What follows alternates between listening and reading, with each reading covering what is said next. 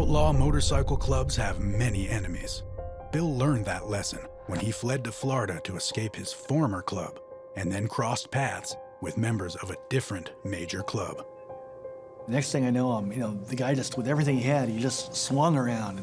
And the force of it knocked me off the bar stool backwards. Just smacked my head in the floor. I mean, I was seeing things floating around in the air, right? And I started to try to sit up. Next thing I knew, I just saw him flying off the bar. There were 4 of them in there, and they just started stomping me. I mean, they were all in the head.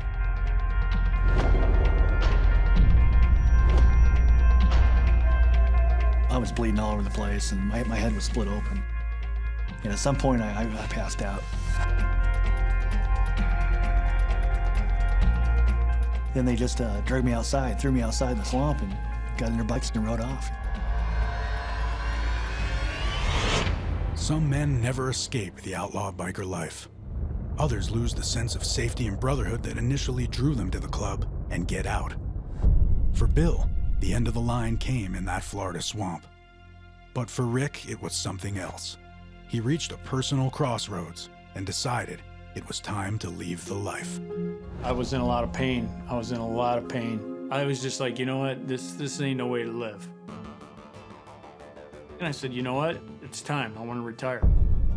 If a guy wants to leave the club, a member will make a request. It's either a majority vote or a unanimous vote. It's either agreed that you can leave or it's not. And once a member is out, a member is out. Nobody likes to hear anybody that wants to get out of the club. At that time, in the club, it was getting a little funny, man. There was a lot of misgivings, there was some mistrust, and it just wasn't feeling right. The cocaine had got in there and just a lot of guys up, including myself. And the brotherhood really wasn't there. And I was real nervous. I was getting out of there in one piece. Rick waited, his fate now in the hands of men he'd called his brothers. Men he'd known and ridden with for more than 10 years. They have to vote on it.